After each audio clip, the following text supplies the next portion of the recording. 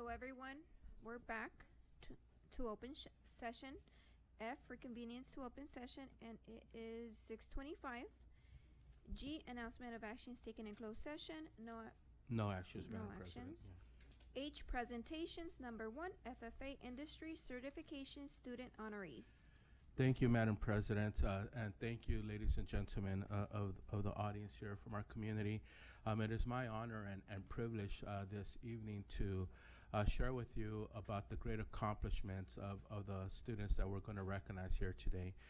These students are from our FFA program, our Future Farmers of America program. And, you know, as is with a lot of our CTE programs, these are career-based educational programs in our high schools. And some of them can lead to certification programs. So our auto shop, for example, has some certification programs that our kids graduate from high school, where otherwise they would be certified at a college, for example, or go to a trade school to receive those certifications. So the same goes to our kids in our FFA program. They could be certified in a animal science industry certification or a plant science industry certification. And I'll let Ms. Pollins in a little bit explain what it takes to be certified in these two programs. But the ELANCO, ELANCO, and I think that's an acronym for something, is of our ELANCO Fundamentals of Animal Science Industry Certification. These students were given this certification for successfully demonstrating competencies in the areas of animal science, including health and wellness, breeding, nutrition, and management practices. The BASF, the Bass Plant Science Industry Certification. Thank you, Ms. Pollins, for kind of like telling me I'm doing a good job here. I'm getting this right. Students were given this certification for successfully demonstrating competencies in crop production, plant anatomy, plant process, plant genetics, classification, and nomenclature, fertilizers, pesticides and herbicides, and water resources. For the 23-24 school year, Ms. Pollins, our teacher, had 60 students earn their industry certification. 24 were for vet medical certifications for 23-24, many of whom are recent graduates. So they're, you know, out and about after high school and starting their lives, right, post-high school. They will also be honored, or they have been honored, with a metal plaque that will hang in the agricultural room with their name on it. So without further ado, we would like to recognize our students and Ms. Pollins, when we call your name, if you could come up here. We have a certificate for you and kind of an inspirational water bottle. Then we'll take pictures with our school board, and Ms. Pollins is then going to explain briefly what it took for you guys to receive these industry certifications. All right, so for the ELANCO Fundamentals of Animal Science Industry Certification honorees, and actually, board, if you'd like to come to the front so you could help give the certificates.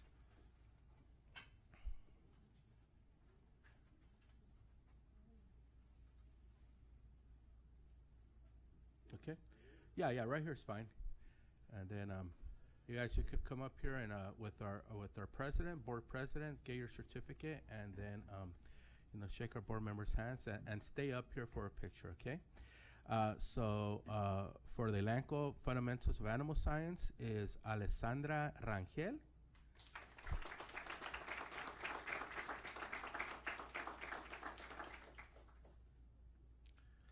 Okay. Congratulations, Alessandra. Aliyah Quintero.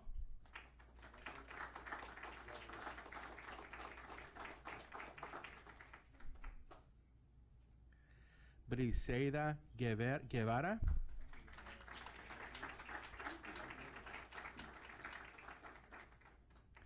Cristina Minto.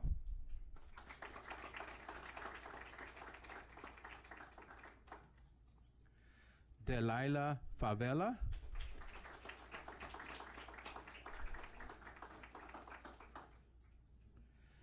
Evan Lepe.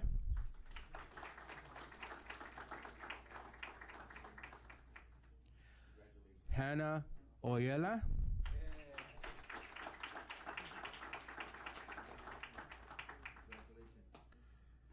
Jesus Gil.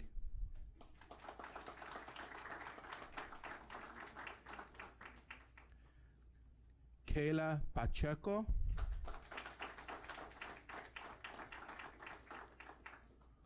Lore Contreras.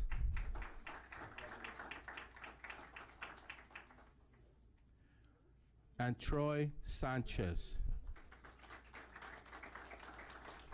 Now stay up here. We have the following students.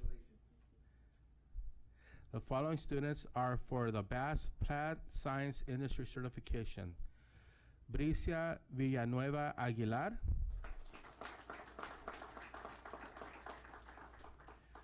Ivy Uriarte. And Marlon Uriarte.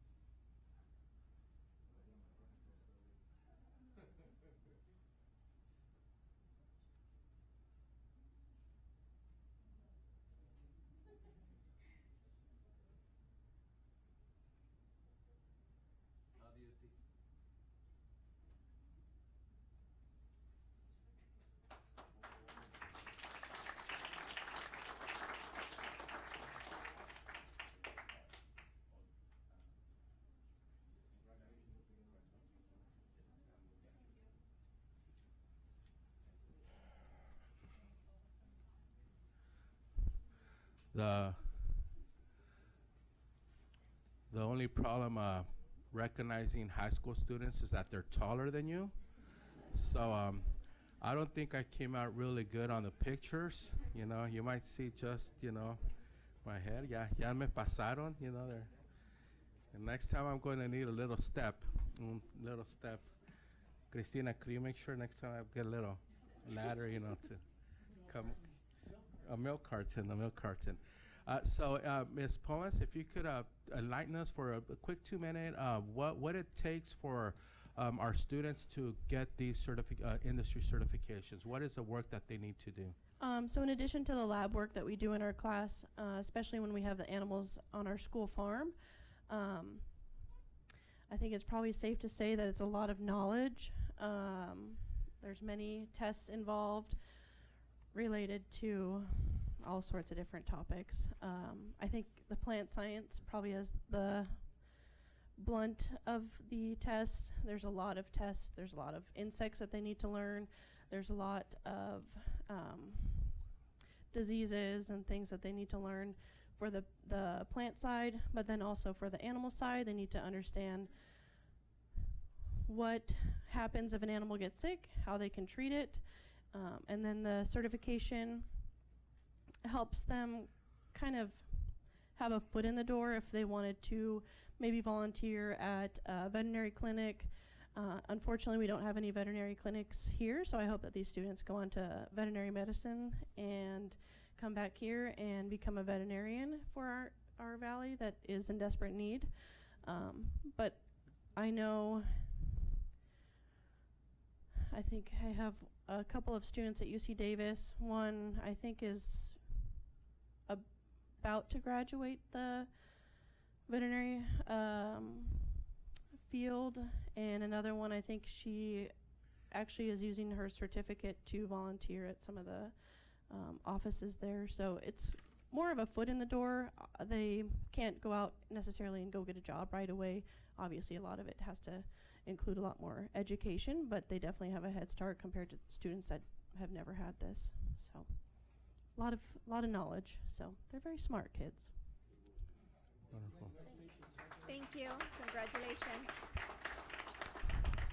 And as a final message for our students and their families and their parents, last year I met with 2 farmers, and these are very large farms, hundreds of thousands of acres.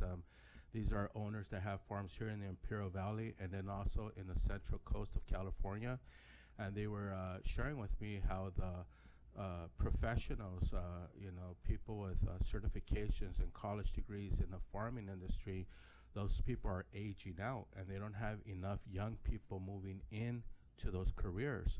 So young people moving into those careers will have a lot of opportunities because there's a big labor market need for people in the plant and animal science industry.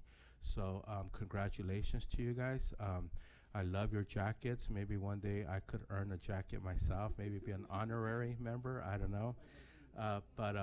So Ms. Pollens and students and parents, normally at this point I would say you're more than welcome to stay, but we know you have school tomorrow. However, today we do have a very brief presentation on the greenhouse, which is a lot of what you guys do. So if you'd like to hang out for about another 15 minutes or so and listen to that presentation, I think it would be great for you guys to stay. And it's a very brief presentation. So, I welcome you guys to stay for just 15 minutes so you could be a part of that as well. Mr. Jimenez, Yes, sir. if you want one of those jackets, you got to do barn duty. I'll do it. Give me a shovel. Give me a shovel. I have Sara and Clara. I've got some chickens. I'll show pictures of them later. From our program. Okay, I want to remain married, so I'm not sure if I could bring. They are beautiful animals. Thank you, Ms. Pollens. Padres de familia, muchas gracias. Y felicidades por el logramiento de sus hijos. Es un orgullo muy grande, yo sé, para ustedes y para toda la comunidad. Muchas gracias. Thank you again. Number 2, Imperial County Air Pollution Control District. Do we have members from Imperial County? Wonderful. Thank you so much. Is Miss Belen? Perfect. And do we have Miss? Yeah, there you go. I didn't see you back there. Yeah, I know Adriana. We walked in the rain. She made us walk in the rain, checking these programs. So, Board of Trustees, Madam President, ladies and gentlemen of our audience tonight, we're very fortunate, I think, in Calexico to have great partners in education. Doing the work that we do takes a village, and I think the Imperial Valley as a whole and Calexico unified has that village mentality, right? Has that, we're all in this together, and we all want to contribute, and we all want to support, and we all want to help in making the education and school and education experience of our students the best it could possibly be. So a while back, we applied for some grants with the Imperial County Air Pollution District to help us pay for some pavement, right? Pavement could be expensive, and sometimes when we have to use money to pay for things, we have to take it away to pay for other things that we would like to use. And so the Imperial County Air Pollution District had these grants and said, hey, if you have unpaved roads, if you have dirt roads, this contributes to a not healthy environment because it picks up dust and puts dust particles in our air. And so if you have dirt roads that are used every day and people are driving vehicles or whatever they are, trucks and whatnot on those roads, if you pave them, it'll help reduce and improve our air quality. So the Imperial County Air Pollution Control District offers grant programs to support projects that improve air quality and promote environmental sustainability. These grant funds upgrades to equipment, cleaner technologies, and community initiatives, helping reduce emissions and foster green practices across Imperial County. We are grateful for the Imperial County Air Pollution District support of our students and schools, awarding Calexico Unified School District AB 617 EV solar grant for maintenance operations and transportation. This was actually another grant for our electric buses. We're en route right now. I believe we have 7 or 8, Mr. De La Torre, electric buses, and en route to get 10 electric buses in our fleet. And through a $2.3 million grant from ICA PCD, we're able to put in the infrastructure, the charging stations to charge our solar buses.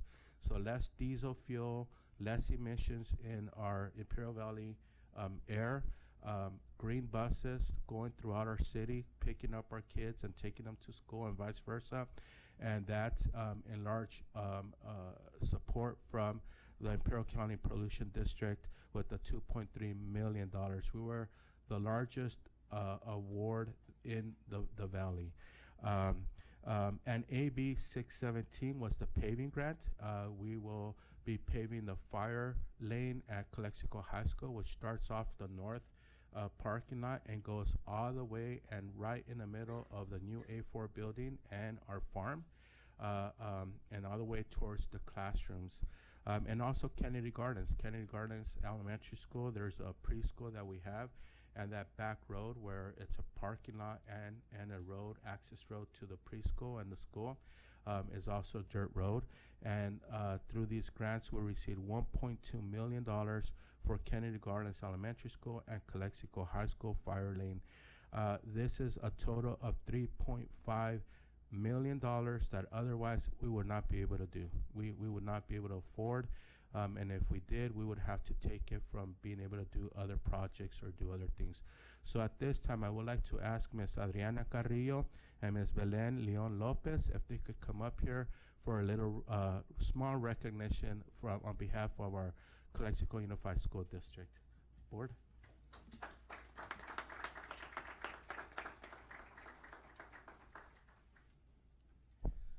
So, with our greatest appreciation, Imperial County Air Pollution District, we hereby present you with this award in recognition of your ongoing commitment to the schools and students of Calexico Unified School District. Your partnership and leadership have made a positive impact on the education of our students. Calexico Unified School District, September 26, 2024.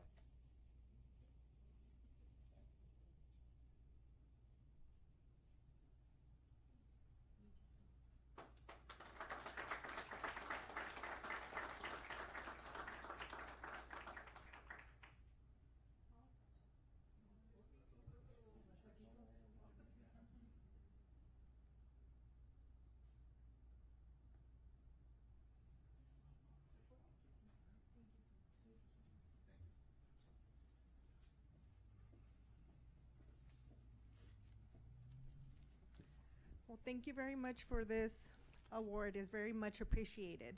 And Mr. Jimenez, you did a very great job in summarizing everything that has been done at this time. And I say at this time because we hope to continue this partnership and helping schools like Calexico High School, and maybe even do programs like we did in other high schools for, I'm gonna start recruiting here.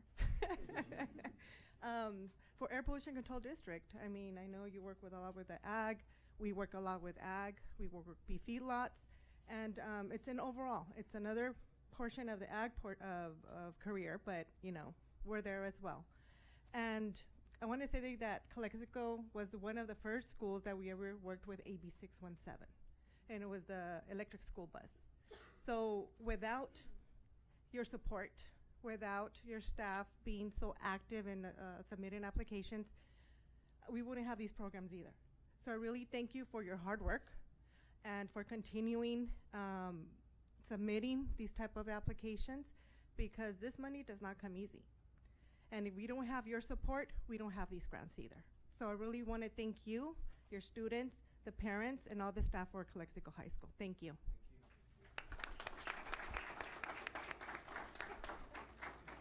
Thank you. Adriana, would you like to, were you going to say something? You're more than welcome to. Just thank you, and yes, you were out in the rain. It's on the ground, but that was not planned. No, so Adriana calls me and she says, you know, we really love your application, but we got to go out there and see it for ourselves. We have, you included the satellite images and pictures, but we have to go out there and see it for ourselves. I said, hey, no problem. Come on. You're more than welcome. Come to Calexico, right? And so, okay, what date? So we picked a date like a week or 2 weeks in advance.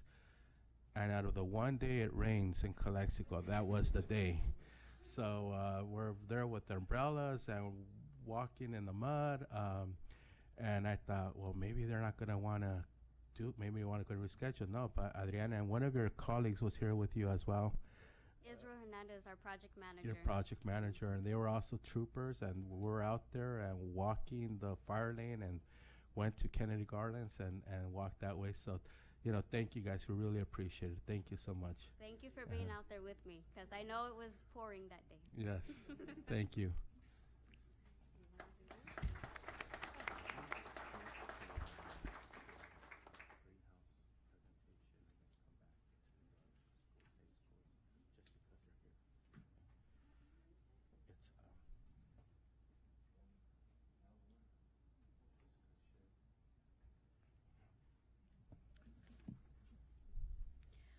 We're gonna go ahead and move to L discussion. Yes, thank you, Madam President. So, board members, President Magallanes agreed to move the update on CHS greenhouse for the purpose of our students, and so that they could go home and start doing their homework for tomorrow, and then we'll go back up. So, so students and Victor, if I could just ask you to go when I ask you to go to the next station. So, a while back, actually, our scoreboard approved the funding of a greenhouse for you guys, for our students at Calexico High School. And, you know, Ms. Pollens made her pitch of why a greenhouse would be great. We had a greenhouse, but it had no more walls, it had no more roof ceiling. It was pretty much abandoned. You're going to see it in a little bit. And Ms. Pollens says, you know, nowadays kids are doing hydroponics. They're learning how to plant in a different way. Not all planting is in the ground. There's different types of I'm excited to get this going so I could go see it myself. But we could do a lot of great work with our students in the greenhouse. So, you know, staff brought it to the board. The board supported it and approved the funding for it, and approved the work. And so we started this work on the greenhouse. Now, not halfway through, but somewhere through the process of starting, we kind of hit some roadblocks, and we said, whoa, time out. Because it wasn't being built to the specifications that we needed, right? Not the specifications that the program needed, that our students needed. It wasn't being built with the original design, didn't have electrical, didn't have water, didn't have drains, didn't have, you know, a gas line for the heaters. So it wasn't going to work for us. Now, we could have said just finish it fast, right? Just do it, finish it fast, and we could have had it 6 months ago, right? But we will never sacrifice quality and functionality, right? We will never sacrifice what we need just to do it fast, right? You know, sometimes it takes a little bit of time, but we got to do things right. We got to do things the right way. So, so we went back to the drawing board and said, no. We need gas lines. We need electrical. We need plumbing. It's a greenhouse. We need water. It's gonna, you know, water's got to go somewhere. Otherwise, it's so encharcado all over the place, right? Breed mosquitoes. You know, we can't do that. We got to do this the right way. So we went back to the drawing board. I had come back to the board, and I had said, board, you know, there's something we need to fix. You know, I explained to them all this. I said, and it is going to cost us, a little bit more to be able to do that. This was the board's words. I'm pretty much quoting this as well. Our kids need it. Our students need it. Let's get this done, right? And so I said 10-4. They gave me the green light, and we moved forward to get it done. So, Victor, if we could go to the next one. So just to give a little bit of historical context, that's the old greenhouse, right? That's not the one we're working on right now, right? That's the old greenhouse. So as you could see, it was not usable anymore. It's not what we, it's not a greenhouse. It was just some metal bars going across like that. Victor? So then we identified a location, and we said the old greenhouse was way off by the 98, kind of like almost outside of the campus. It was on this side of the fence, but it was way pushed out there by the 98. So we found a location. If you could go back, Victor. No, the other way, right there. And we said we have a nice big patch of land right here, right next to our culinary arts department, right next to our welding department. We could put something right here. So, Victor. So this is hot off the press, ladies and gentlemen. This is this week, work that's been done this week.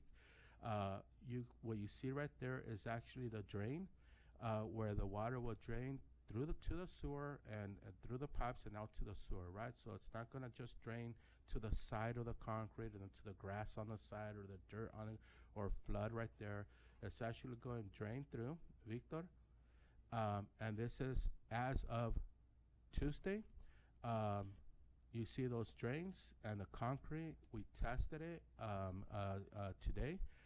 Thank you to Francisco Ruiz who took these pictures and sent them to me, and is helping with this project. The water, it went down the slope, it went through the drains, and so now as Ms. Pollins and her students are watering the plants and all that sort of good stuff, there's a place for that water to go, right, Victor? Another picture of the drain system.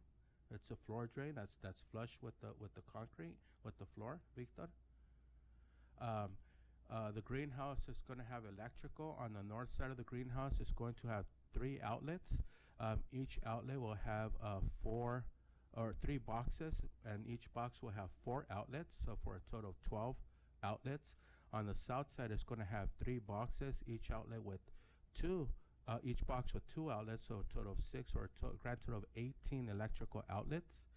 And that's after a meeting where we met with Ms. Pollins and the architect, and we said, okay, Ms. Pollins, we're ready to do this. Let's get this done. And we're talking about it, and this was about a month ago, maybe a little over a month ago. And Ms. Pollins says, where am I going to connect my hydroponics and maybe a radio that we might listen to music while we're in there? And so we're thinking of the boxes with 2 outlets, and we figured that we would need more than that. So taking her input and feedback on that, we're putting these boxes with 4 outlets on the north side and the 6 on the south side. Victor? We're running water lines because we're going to have a drip system. We're going to have an irrigation system. Of course, we're going to have, for the water hose, to connect the water hose to it. So the water line, as you can see, is going through the infrastructure. We're not going to be grabbing a water hose from 100 feet away, connecting a hose and running it through the campus to get it there. It's going to be right there in the greenhouse, Victor. So this is where a picture of it now. I didn't get a picture of it today, but this also includes a gas line for the heaters that sometimes may be needed for the plants and the work that's being done inside. So we have an estimated completion date of the end of November, but that's a conservative number. I like to under promise and over deliver, right? So I say the end of November, but it's very, very likely that it'll be done prior to the end of November. But I don't want to promise something that I can't keep. So we're saying the end of November right now, but it's very likely that it'll be done even sooner. So it's coming, it's there, and it's going to be, I think, probably the most functional and beautiful greenhouse that we're going to see in the valley. Board members, any questions or any comments on this? Something that you drive around, and another one was an eyesore, but when you see something like this, it's something to be proud of, because it's something that was needed for many, many years, and we're finally getting it, especially for the students, because it's something that you guys are learning. You guys are working in plant science and all that, and it's something that you guys are hands-on, and you guys could learn from it. Just like Imperial County was talking about earlier, it's one of those things that we need also as well in the industry for the county. Is a lot of, when they go out and inspect certain fields and stuff like that, it helps us out, and those are just different avenues that you guys have at your guys' disposal to go ahead and possibly join that workforce also as well. And just want to say thank you for that. You could try mixing up seeds and come up with a hybrid, better lechuga and a better carrot and maybe a better tomato. I don't know. Congratulations. It'll be a nice greenhouse. Thank you. And you want 5 minutes? And I'm just going to finish out, which the next one is an update on the scoreboards, and this will take a quick 5 minutes, and then we'll be done under L. So, Victor, if we could go to the next slide. So, this has been long in coming as well. This was also a request of our school board, who also said, we need to upgrade our scoreboard, right? We need to look at a scoreboard. Initially, it started with the football scoreboard, which would be for football and flag football and boys and girls soccer, men and women's soccer, and of course co-ed track and field and cross country and all those other events that happen right there. So in our discussion and talking about a scoreboard, most scoreboards have your set template, and you can't move from that template, right? It's set already. So while the lights says fourth quarter, that changes third quarter, second quarter, or but where it says downs or it says score or guess, that's set in place. So it's just a scoreboard for that sport, right? Well, now there's new scoreboards, right, that have been used. It's not brand new. There's just newer scoreboards than what we have out there. There are actually LED video scoreboards. It essentially is a giant computer screen, right? And anything you see in your computer, you could put up on the scoreboard, right? So if you want to put a soccer template, you could put a soccer template. If you want to put a flag football scoreboard template, you could put a flag football scoreboard template. If you want to put whatever track and field, the high jump and the long jump and the points, you could put that template up there.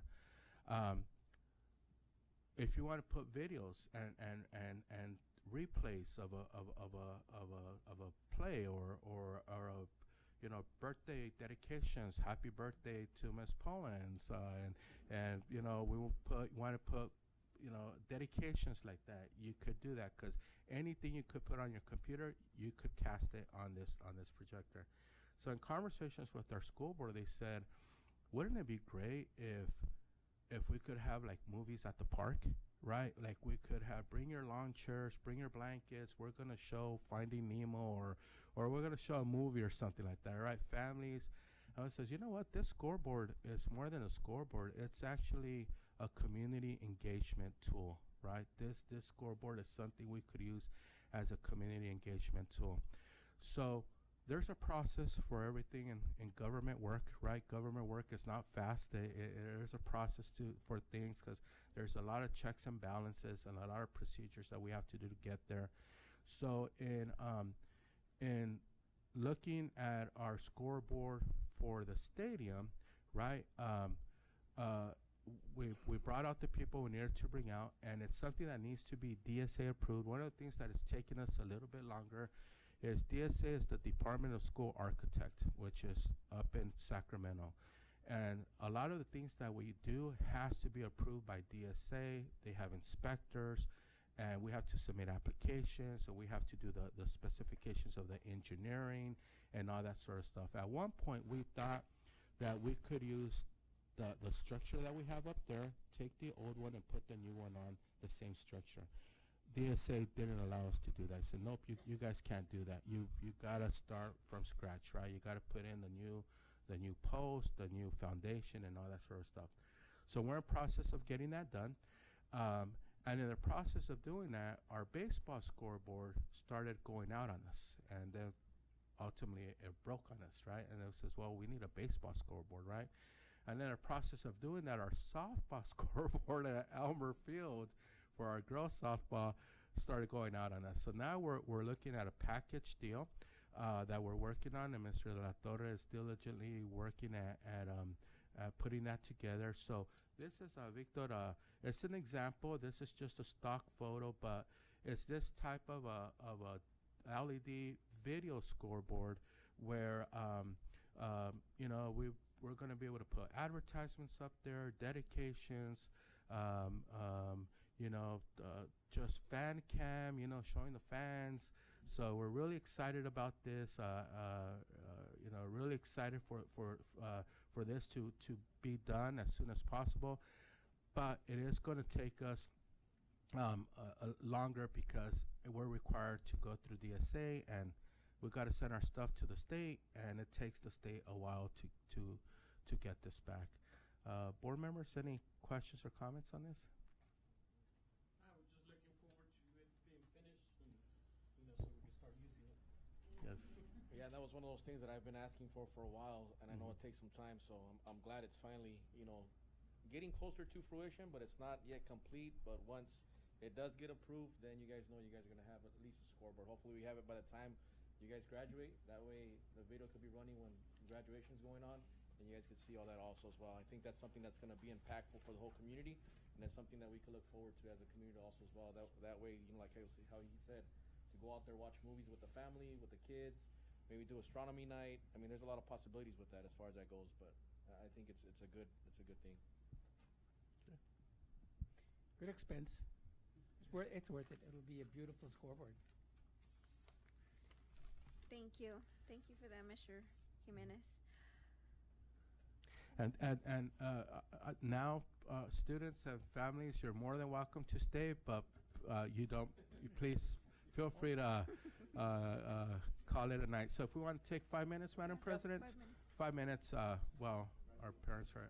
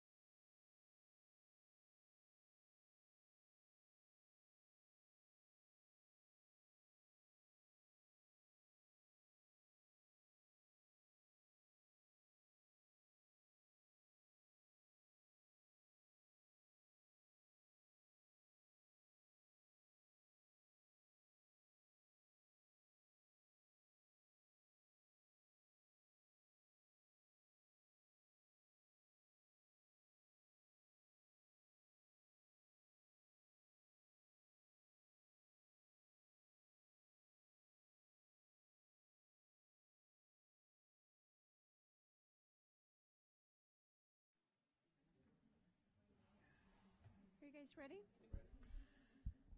So we're gonna go ahead and move back to presentations, number 3, school safety and social media presentations. And this is gonna be a summary of our last special board meeting. Yes, thank you. Thank you, Madam President. This is a presentation that actually we had during a special board meeting on Monday. The presentation took about 2 hours to get through, so I'll try to get it in about an hour and 45 minutes tonight. We could, no, just kidding. So we're just going to summarize the presentation. So as we all know, last week the whole country and the whole valley experienced a lot of threats on social media. And unfortunately, this is one of the negative aspects about social media, right? Social media could do a lot of great things, but it could also have some negative consequences. Every threat that we get, we have to take it serious, right? We can't take it for granted or assume it's not real. And every time we do that, we spend a lot of resources and time in addressing that type of a threat, right? And we're going to do it, and we're always going to do that. But we wanted to have an opportunity to communicate to our community some of the things that we do and how we respond to this, and and also to ask for the community's help and the community's support, as one of the challenges is that oftentimes threats are reposted and then they go viral, right? They're reposted before we even know about it, right? So somebody says, oh my goodness, there's a threat about something horrible happening tomorrow at the school. But instead of calling the police or 911 or school administration or district, it gets reposted, right? And we might hear about it 4 hours later, 5 hours later, or at 10 o'clock at night, where we could have probably heard about it at 4 o'clock in the afternoon, and we could have started mobilizing. We could have started working on it. We could start saying, like, hey, putting the team together, bringing our resources together, and maybe by 10 o'clock at night, put out a communication that says, hey, we looked into this, and it's been determined to be non-credible, or whatever the case may be. In case of something that might be a little bit or real, to say, maybe what are we going to do about school tomorrow, and that sort of stuff, right? So the sooner we know, the quicker we are able to mobilize, the quicker we are able to act and to address these types of situations. So on Monday we had our Chief of Police Orozco here. We had Mr. The Safety Director from ICOE, Mr. Alvaro. We had our Safety Director, Mr. Hernandez, Jorge Hernandez. We had our School Resource Officer, Officer Miriam Vega. We also had our partners from Imperial Valley Behavioral Health Services, who provide incredible work in working with students on a lot of like the social emotional well-being and social emotional health. So we had our Director of Community Services, Ms. Alejandra Limon, who provided information. And so I'm just going to go through a very quick summary of Monday's presentation. I do want to share to our community and anybody listening to us via our live stream YouTube channel that the full presentation is available through it's recorded on our YouTube channel. So if anyone would like to see the full presentation and our presenters and our speakers and our comments from members of our community and our public, you feel more than free to go to our YouTube channel, and it's about like an hour and 45 minutes, and you could watch it there. So Victor. So our first part is what I just talked about right now is, since the Georgia shooting that happened on September 4th, just of this month, so not even a whole month ago, there's been a 200% increase in hoax threats towards schools. I'm not talking about threats to our other entities or organizations. I'm only talking about schools, and this is nationwide. And so there was a tragedy in Georgia, and it was very sad when anybody loses their life, and at schools, through this type of violence, and for some reasons, this type of stuff starts happening. But the reason why we put this up is to show how in some of these threats, it started getting reposted, like saying, "Did you see this? Did you see this? Ya vieron esto? Se lo mandaron a mi hija. This was sent to my daughter. Have you seen these threats?" And it started getting posted locally, right? And it created a lot of fear and a lot of panic. Understandable. I'm a parent too, right? I mean, it's understandable fear and panic, right? Once it was all said and done, we traced these original the threat to other states, right? A couple, like two of them were to one of our local neighboring states here in Arizona. The one right there in the middle, the big where website email notification, was traced back to Boston. So, that's our request at the time of our community to say, the sooner you let us know, the more timely and effective and efficient we could work on these to try to get to the bottom of it, right? And then the way that they're made to look, right? We show the community that if you see the one with the gun in the pocket right there, it was posted in black and white, and it looks like a real gun. I can't tell the difference, right? To me, that looks the real gun. If you were to ask me, the real gun, I think it was orange and green. It was plastic. The barrel of the gun was broken. It was a plastic toy gun, right? But there again, they're made to cause fear, right? They're made to cause chaos and panic in the community, right? And so that was, we were trying to share with the community to ensure them that we're always going to take it serious, and we're always going to take it as a real threat until we determine otherwise, right? But we could do our jobs a lot faster if we get communicated with, if we get notified with a lot, before it's out there in the cyber world for 2, 3, 4, 5 hours before we even know about it. In one of these, I think it was like 9, 10 o'clock at night, 10:30 at night, we have a safety team. Ms. Limon is on it, all executive cabinet, Ms. Ramirez, Mr. De La Torre, Mr. Guerrero, our police officers, our safety director, and we were all communicating at 10:30 at night, which is great, and I'm very grateful for the team. But had we known at 4 o'clock in the afternoon, we could have been a lot more effective at responding to that than trying to do something at midnight. Okay, Victor? I'll just get through these quickly. These are just some more examples of what I shared. One of them we talk about acronyms. If you type in CHS in an acronym finder, there are over 200 finds on CHS.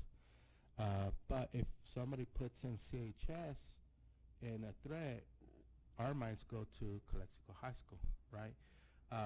But there's over 200 CHSs, and they're not all high schools. One is like Children's Hospital Services, CHS.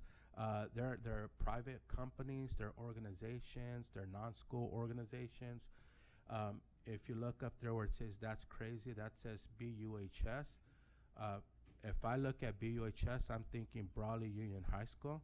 That was actually a high school in Arizona. That's also BUHS. Has nothing to do with the valley, but our local resources and time and a lot of money is allocated to addressing these. So that's why communicate and we could work together to address these in a better way. Okay, Victor? We talked to parents about monitoring your kids' social media, right? Don't just like where you monitor what they're watching on TV. Also monitor what they're watching or what they're doing on social media.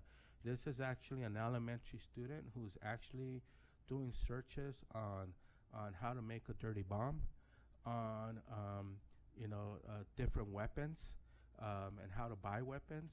So personally, as an elementary student, it's concerning to be looking at this. So we talked about monitor what your child is doing on social media. Just don't assume that it's all okay, right?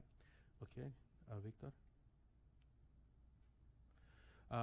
And we shared about all of our resources that we rely on here in the Valley, right? We have ongoing collaboration and joint trainings with school resource officers and Calexico Police Department.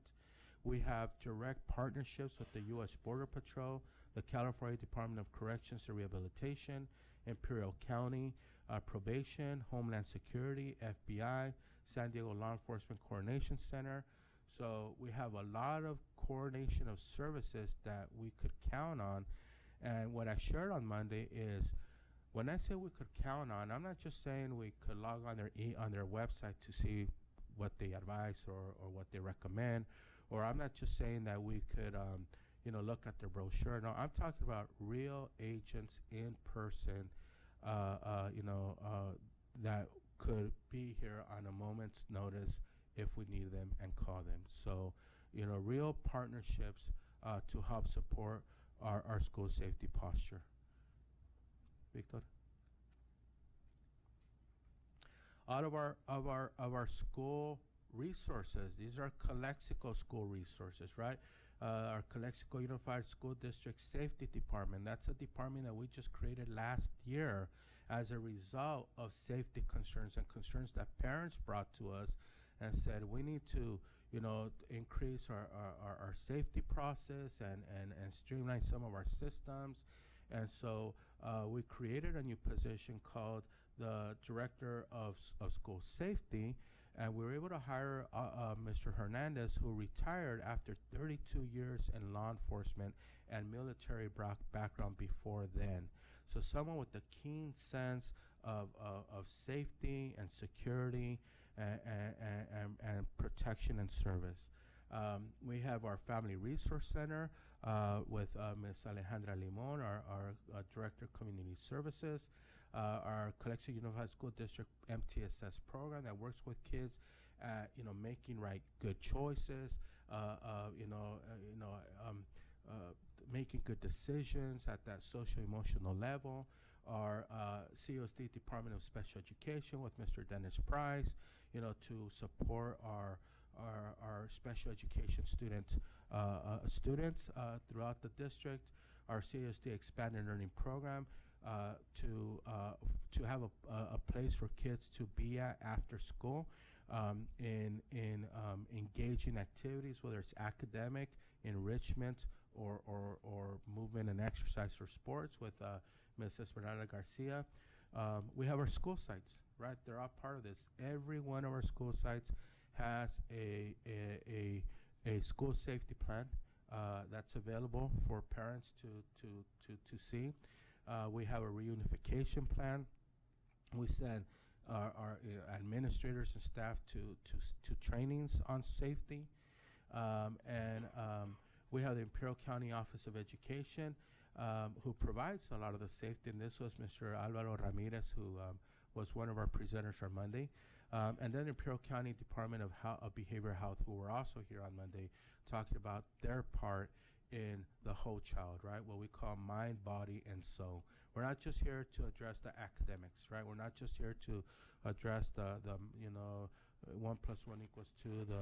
It's the whole child, the whole wraparound services, the mind, body, and soul. So we have that, Victor. We have our school safety management systems. These are systems that are physical systems that we have throughout our district. We have our visitor management system, Raptor, where people ID in through the Raptor system and get a label or with their name on it. It's a self-adhesive that you put on your visible with your picture on it and your name on it, and it identifies you as a visitor or staff. By the way, when I visit schools, I go through Raptor. When I visit schools, I put it, provide my ID. It gets printed out on the spot, and I put it on as I'm walking classrooms, or when board members visit schools, they go through Raptor. We have our emergency management system, our Catapult.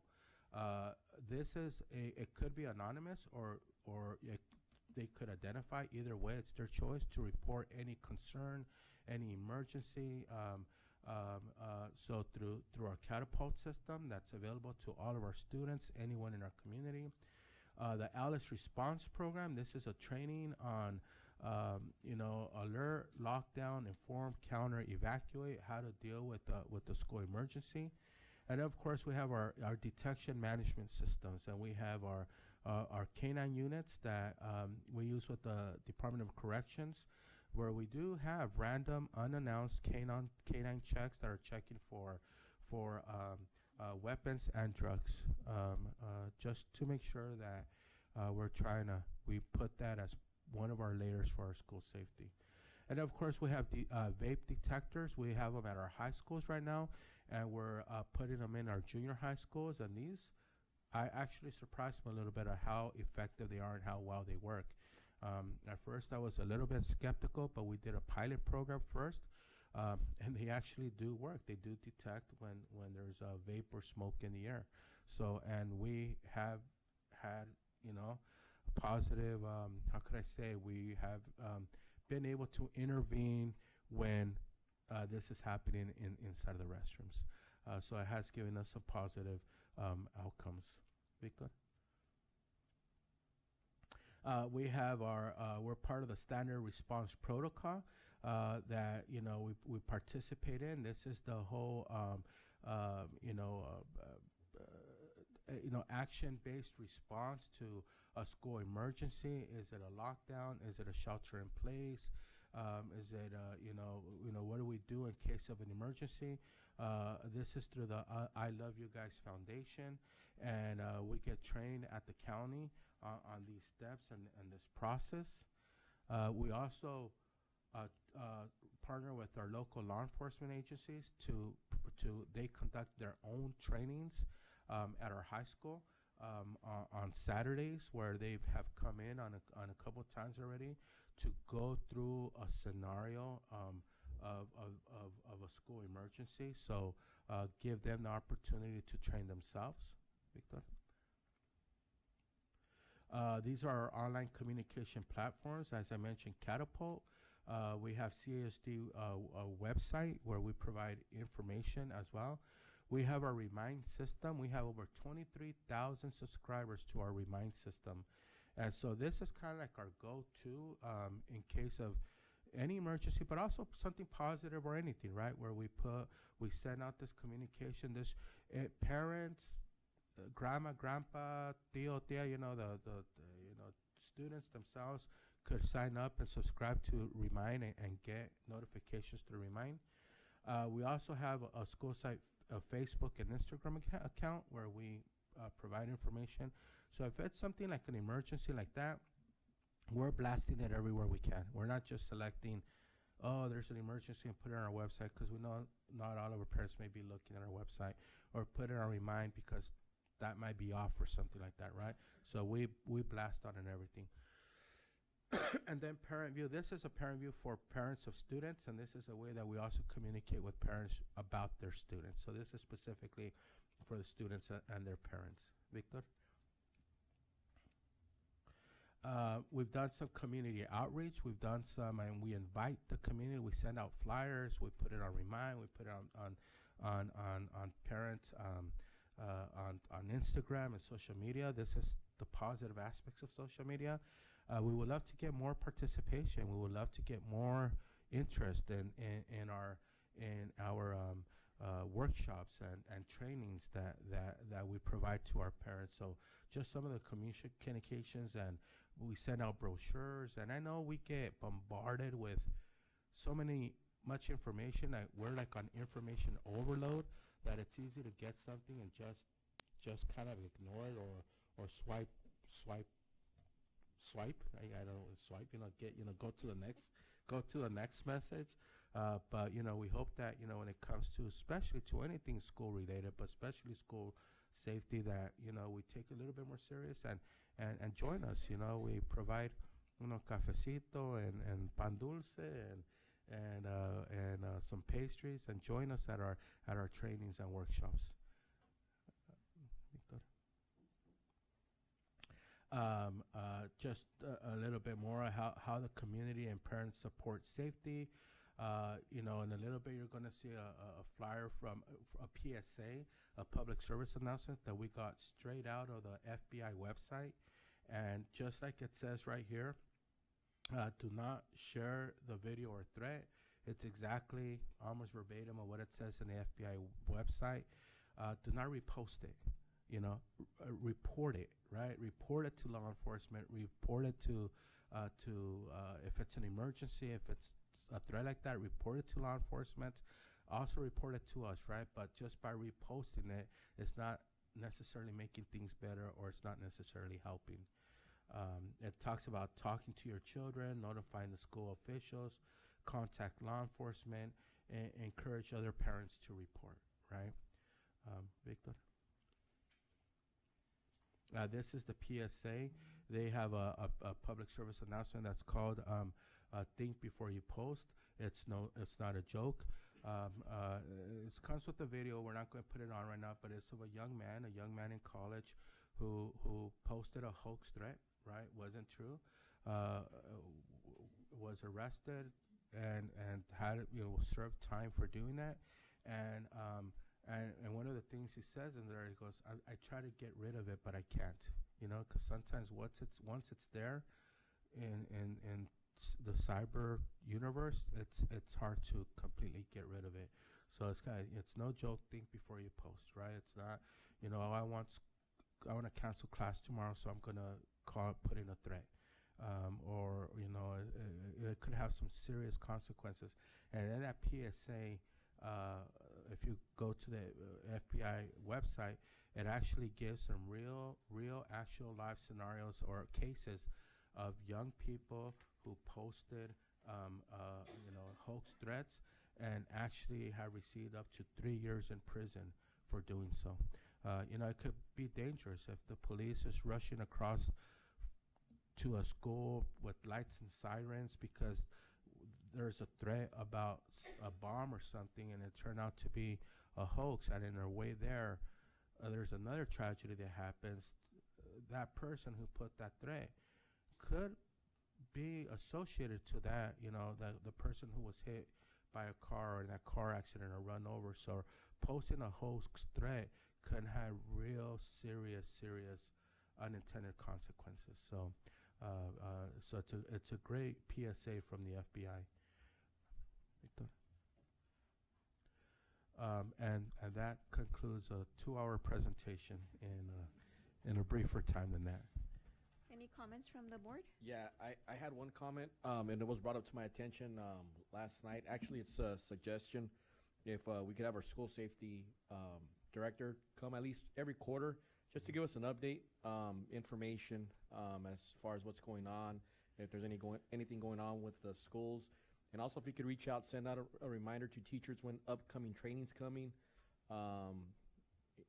for possible, just training for school shootings, training, stuff like that. I know at first law enforcement has to do their training first before they go out and train anybody. So that way they can get an update because that was something that was brought up, like I said, last night. So if you could go ahead and do that for us and follow up with any type of trainings that are coming up that's, that's viable for the teachers. Yes, sir. My question is, has our safety officer set a date for the safety committee to meet? Not as of Monday, when we had that meeting, but that is something that we have discussed. Oh, it has been set. Okay. October, do we know? It's next week.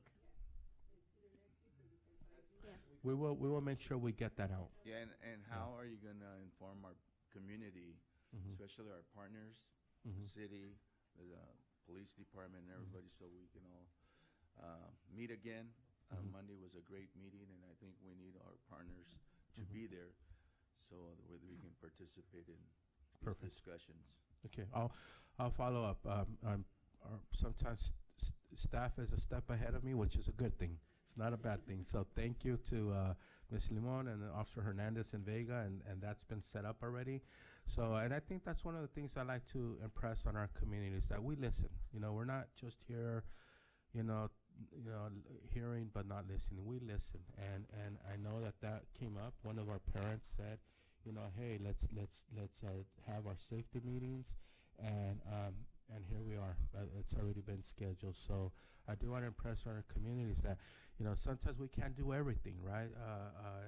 And do it, but we do try to do everything that we possibly can.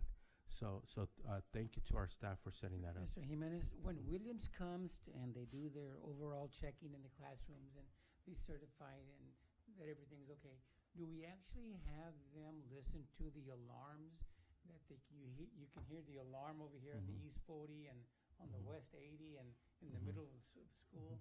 Do they actually get a chance to make sure that the alarm systems are working? So that's not so Williams does teacher credentialing, textbook and instructional material, and conditions of schools, it's right? like- So physical conditions of school. That wouldn't be something that they would be looking after or No. looking for. No, that's on us. yeah, that's not part of the Williams inspection. Yeah, that's on us. And we are transitioning right now, and I have to actually probably the week before last week, because last week was really busy with what we were dealing with. I was getting an update. We are transitioning in our alarm system, our daily bell alarm system, and our intercom system, and our clock system, and which also includes like our emergency alarms, our fire and stuff like that. But we are going through a transition right now. But and I think that should probably be completed, if not completed already. But I'll follow up on that. But to answer your question directly, no, that wouldn't be part of the Williams on us, inspection. Yeah, We need to check on stuff like that. absolutely. Thank you. Welcome. Well, I do have a comment. The direction from the board from Monday was to look into adding another SRO, and also the board policy. So we are working on that, right, Mr. Jimenez? Yes, we are. Okay, perfect. Thank you. We're gonna go ahead and move on with comments from the public. The board will take any and all comments from the public related to an item on the agenda or any other item of district business that is not on the agenda. Do we have any? No, ma'am. Okay. Oh, I'm sorry. We do.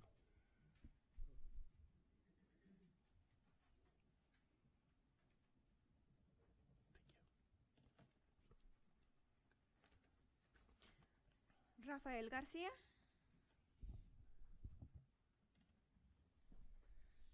Good afternoon. Good afternoon, everybody. So sitting here and listening to what's going on and your guys' plans and whatnot, I want to speak on my behalf as a parent, and I'm in accord with you guys on some things, not everything. Me and my wife as parents, we don't fall under the bad parent side. We fall under the good child, good children. We send our kids to school to respect every teacher, respect every student, keep your hands to yourselves. Don't be bullying. Don't let nobody bully you. Don't touch nobody in the wrong places. Don't let anybody to touch you. We teach our kids that. So throughout the time that my daughter's been in your guys' district, we've noticed, for example, like Enrique Camarena, everything that you guys do for the students, and this was great. This was great for the FFA. Congratulations to those students that got their awards. But let's go on to academics. For me, it's all about academics. For you guys, it's all about attendance. For you guys, it's all about attendance because that's where money comes for you guys. But for me, it's about the future of my kids, the academics. So there's been honor roll awards, there's been ceremonies and whatnot. I feel you guys need to put money into your guys' PA systems, especially for the Christmas parties and whatnot. Tiene que dar más vida. You got to be loud. You got to have a party, and that's a real party. And I want to be an excited parent. I don't want to be dead going to your guys' shows and here we go. It's just going to be una, dos, y tres, y vámonos. We're out of this. No, I want it to be a spectacular show. I want it to be loud. I want it to have life in it. PA systems in Dual Elementary. I'm speaking on behalf of my kids, and I know that there's other, especially the other night when I was here and I was speaking to some of the teachers from Charles Blanche, if I'm not mistaken. You know, I'm pretty sure they got their issues over there and what they need. I feel like, for example, Enrique Camarena, they need a gym. They need a gym. There needs to be a place where you guys can have a lot of parents, not just 2 parents. You guys are giving 2 tickets to us. It's the motivation for these kids when it's like, for example, in the sports and whatnot. You go to cheer your kid on, and what does that do? Like, you guys struck out, mijo, but it's all good. Hey, next time, pa la otra, you still got 3 more times to bat up in this game. You still got 3 chances to bat. So, you know, you did your time, but guess what? Next time. So what I'm saying is that there's been ceremonies and whatnot, and you guys are only giving tickets for 2 parents. Well, it's like, hey, you know what? Grandma wants to come. Grandpa wants to come. Theo wants to come. Tia wants to come. All these people involved in our children's life wants to be showing their face, but we can't, because you guys can only accommodate so many parents in this little cafeteria or outside in the heat. And in the past, if I'm not mistaken, I'm talking on Enrique Camarena, there's been parents that got in a fight because they're trying to fight under the shade, you know, and that's childish, but yeah. So that's what I think, that you guys need to, go 30 seconds. That's where I feel you guys need to spend a little bit more money on certain things, like maybe the basketball courts for the elementary. My son takes his basketball every single day to school, every single day. And when he shoots the ball don't even go into the net because he's so little. Y no tiene la fuerza para tirar la pelota hasta arriba. But if you guys were to get some basketball courts down here, it's not all about soccer. There's other sports. It's not just soccer. You can put 2 cones, one here and one here. You already got a goal. You know, it's cheap. But if you guys want to spend some money, you know, I personally feel as a parent that you guys should put some type of money into the sports, into the buildings. We were out in the high school in the cafeteria in the 9th grade campus, and I told, in the first day when we're doing like enrollments, something had gone on, and I told the lady, "Señora, your laptop's about to get wet." She said, "What do you mean?" There's a leak in the AC unit up in your guys' cafeteria, and it's leaking onto the table. You know, so I'm like, Thank come on, you, guys. Mr. Yeah, Garcia. thank you. We're definitely going to invite you for more of our Thank you. Sorry to take up too much time. Thank you.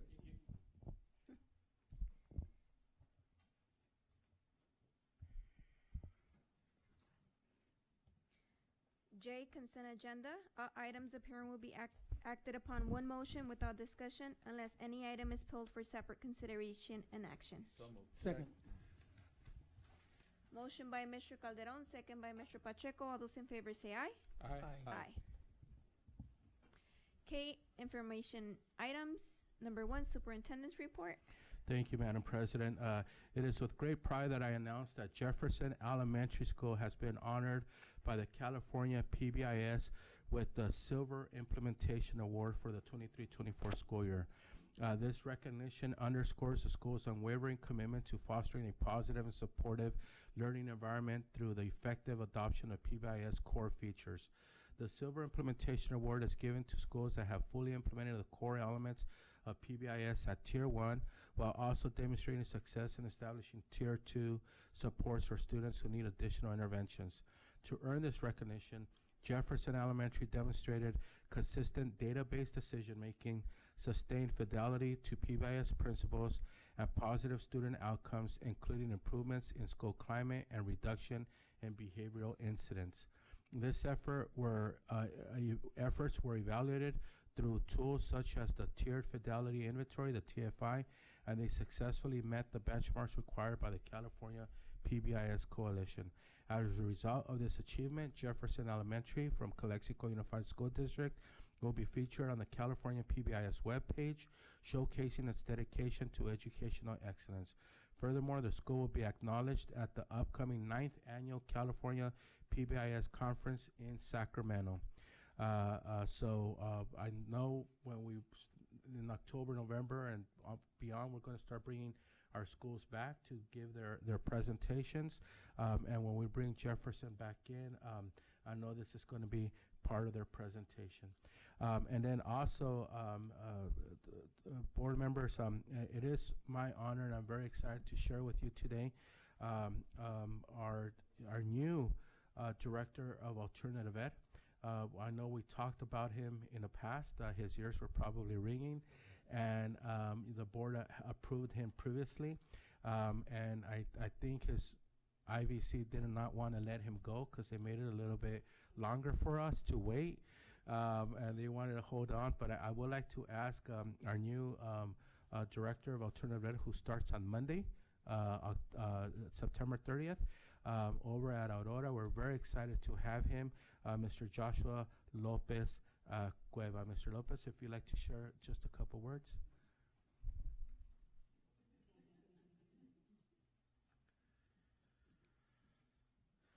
And Kiki, I think you guys are wearing the same shirt. It looks better. It looks better on him. So, good evening, Board of Trustees and Superintendent Jimenez. I'm super excited to be here. I know it was a long journey, but before I say anything else, I want to give a special shout out to Ms. Brisa, holding multiple roles and interim director. I know it's not easy. I have big shoes to fill, so I want to give her a special shout out as well. I'm very excited to be here. You know, I've been thinking about this for a long time. I've been going to the school sites. All it takes is just that one student's life to make an impact in all our roles. There is a special educator in my life that made a change for me, and in positions like this, I want to make sure I give that back to the community. I'm from Imperial County, born and raised in Calapat, so I know what it is to have a family-like atmosphere. So I want to say thank you for choosing me to be your next director of alternative education.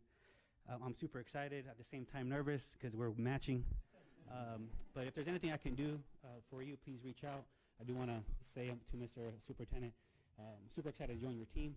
Is there anything I can do? Please reach out, and thank you very much, and I'm excited to be here. Thank you. Welcome. Thank you.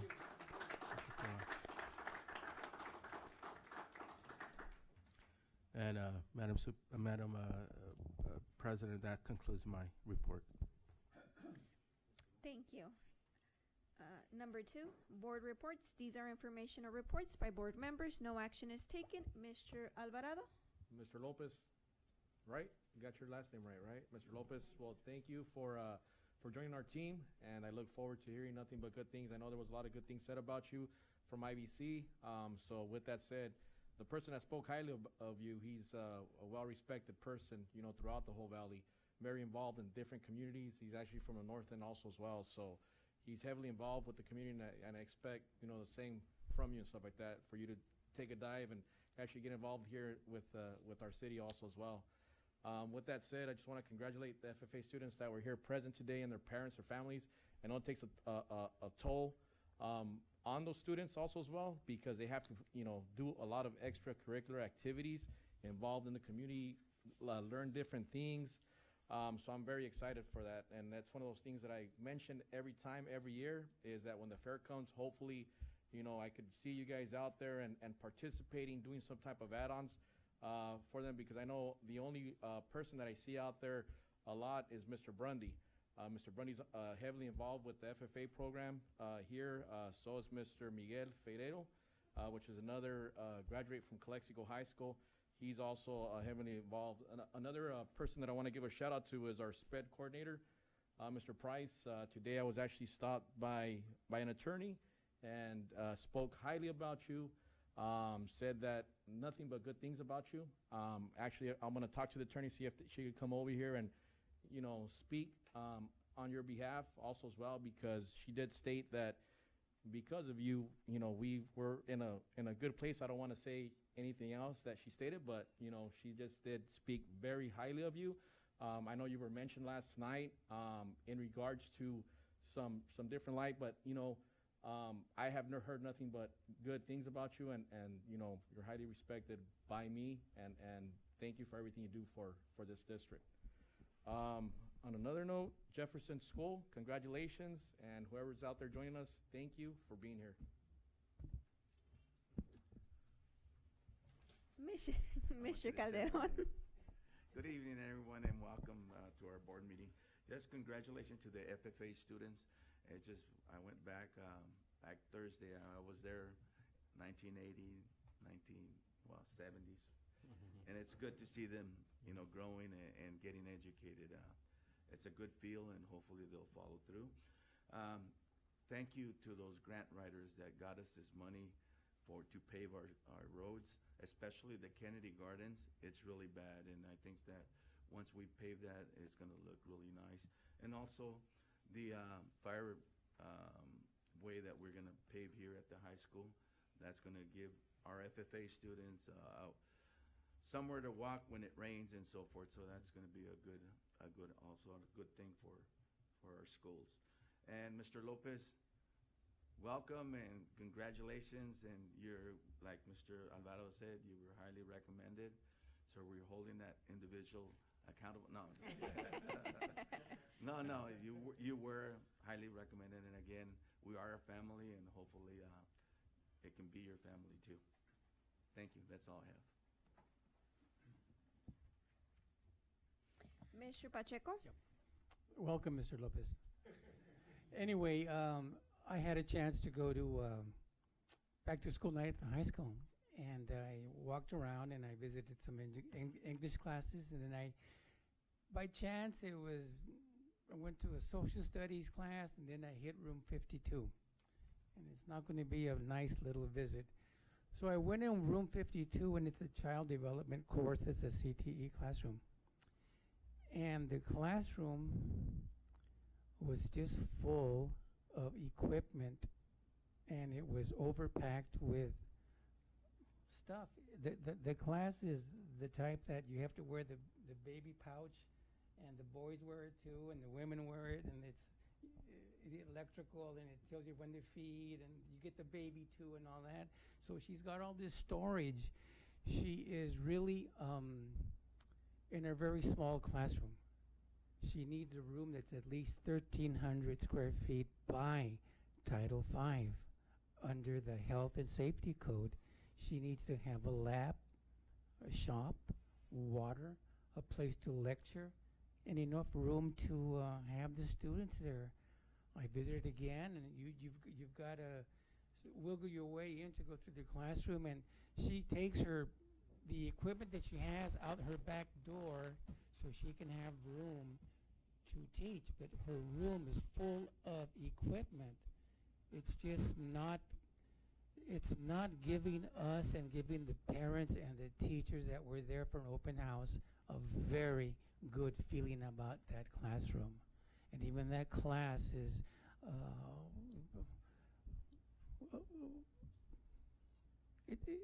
it's a class that needs to be given more attention.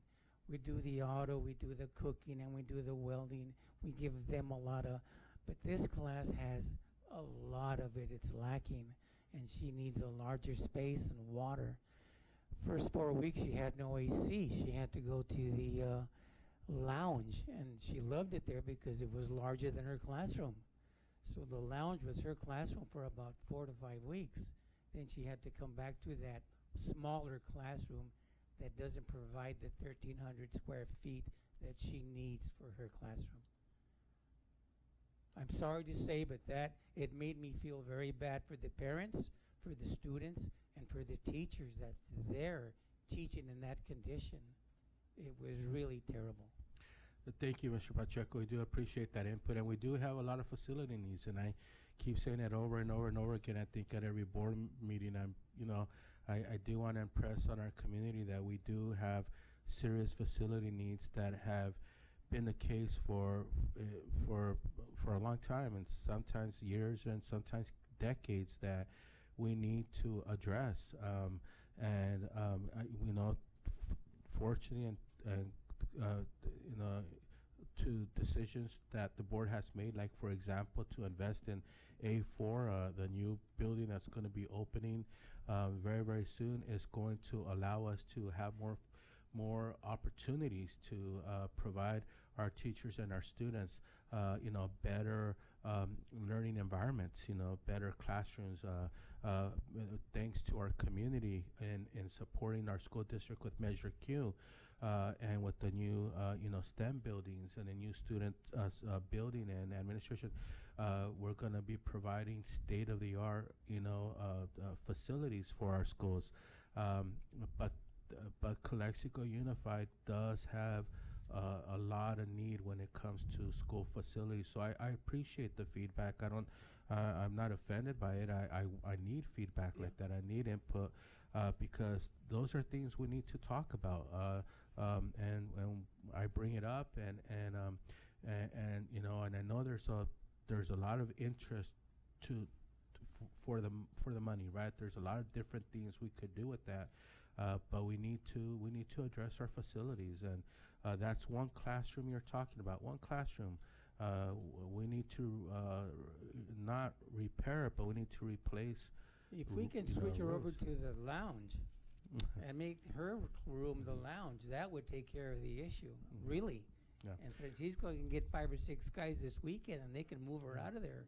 Yeah. She had to buy her own water for lab. She bought a plastic thing, and she says, I fill it up with water, and I punch it out, and that's how we watch and do our projects here. But she was really over impacted with all her supplies, with the baby, the pouches, and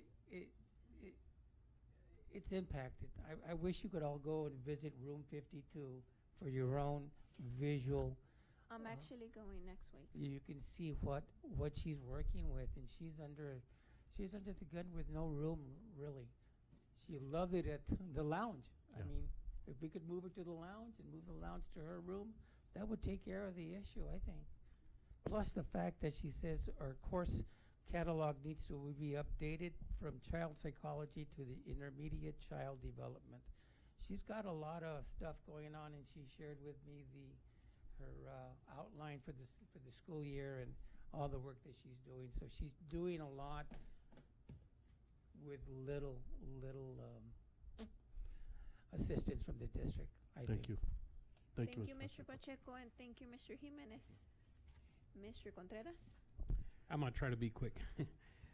First of all, I want to thank the parents that participated on Monday's special meeting. Thank you, Mr. Garcia, for coming back and doing an added presentation. Thank you, Ms. Calderon, for having presented on Monday. I think we want to take the input of the parents. We did start working a lot immediately on some of the issues that were brought up, because they had a quick turnaround on resolutions and stuff. So we want to make sure that that we keep the safety in mind of our students, and we're going to continue working on some of that. Just wanted to make sure that you guys understand that, and that the parents that were here, that they also understand that we will be working on finding solutions. I know a lot of times, like my colleague here just presented, those things come up, right? So it's kind of like, where are we putting our funds in? What are we doing? How are we doing our return on investment for a lot of it? We do have that A4 building coming up. There's still things that will have a later impact on us and on the services and how we put students in there and stuff. But it's always an important thing that that the community is aware of those things, that that we do the visits, that we say what we see, right? Because I think a lot of times we may see it and not say anything, and a lot of times it's important for us to hear it. It's important for us to go and see it. It's important for us to take action on a lot of that. And today, you saw some of the stuff that are getting improved, right? And the impact that it has on our kids, the impact that, the new buildings that they showed and things like that. So we want to make sure that, when we're working and we're putting our funds out there, that we're good. One is that we're good steward to the funds that are coming in, and that we stay with a good fiduciary responsibility of how the money comes in, how it gets distributed, and that it gets used appropriately, right? We do have to think that, everything that we're doing is for the good of our kids, first and foremost, and then secondary is meeting our community needs, and then making sure that, our teachers and our other workers, that they're coming in and assisting us and making sure that we have a good school system. Thank you. Thank you. Myself, I'll be brief. I want to go ahead and thank again, or congratulate the FFA students, and I'm looking forward to see the greenhouse and the scoreboard soon. And also, I want to mention, Mr. Garcia, great points. We definitely want you in our school committees and be there, and you have high energy. We want you to be involved. Thank you for coming again. Also, welcome, Mr. Lopez, and that's it. Thank you. Discussion possible action. One Calexico High School CTE welding shop modernization. Do we have Thank you, Madam President. I know that Trustee Alvarado asked to place this. Oh, I'm sorry, Trustee Calderon asked to place this item on the agenda for tonight. Yes, sir. Well, the reason I put this on the agenda is because this classroom is still the same as to when I went through high school in 1980.